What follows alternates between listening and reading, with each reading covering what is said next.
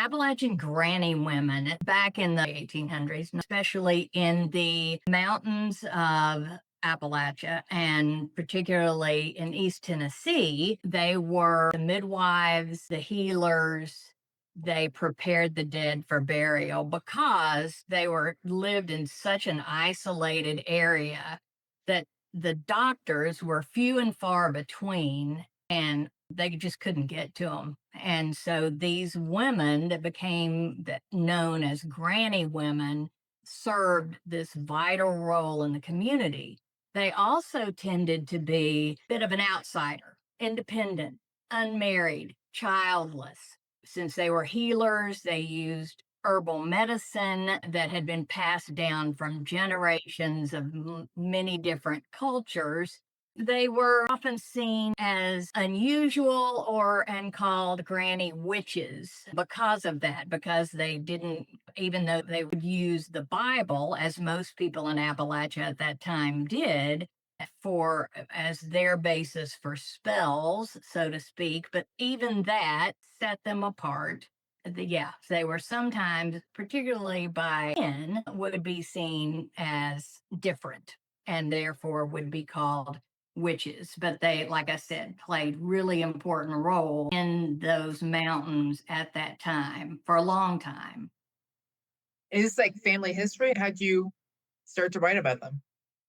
Yeah, I went down this rabbit hole because my mom did grow up and all of her ancestors in East Tennessee in the mountains and over in North Carolina and then in Virginia. And my great grandfather wrote a memoir about his role in the Civil War. And as a guide, he was what they called a pilot at the time and took soldiers, and it was for the Union side because East Tennessee did not believe that there was a reason to secede. They didn't have big farms, they didn't have slaves, they stayed on the Union side. And so this great grandfather's memoir talked about how he would pilot these deserters as well as slaves, runaway slaves, through the mountains to the other side. But in that memoir was a character or a person, one of the few women he referenced, and her name was Granny Grills.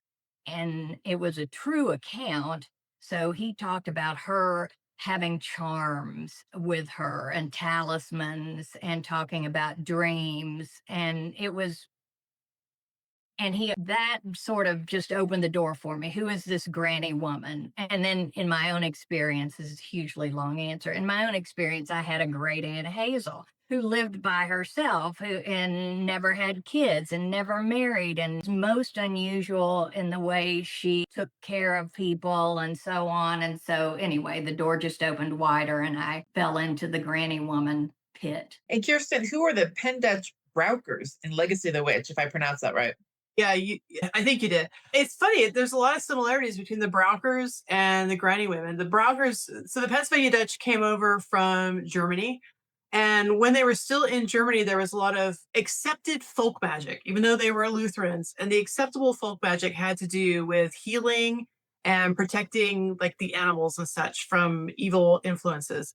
And that was also based on the Bible. So a lot of their charms and spells were based on Bible verses, which they'd write and fold into a piece of paper or whatever.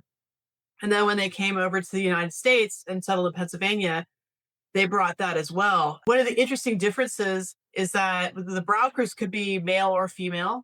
And the tradition was if you were a male Braucher, then you were expected to train a female Braucher. And if you were a female Braucher, you were expected to train a male Braucher. So generationally, it would go male, female, male, female, male, female.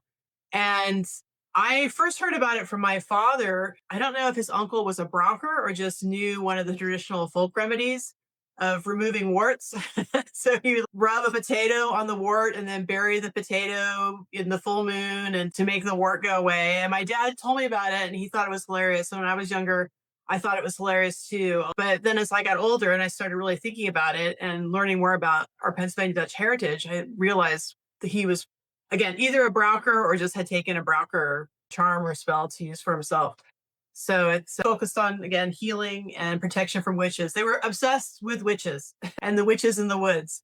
It wasn't demons or ghosts. All the bad guys were the witches. Although Pennsylvania didn't burn any witches. I did some research on that as well. They had one witch trial in Pennsylvania and they found the woman innocent.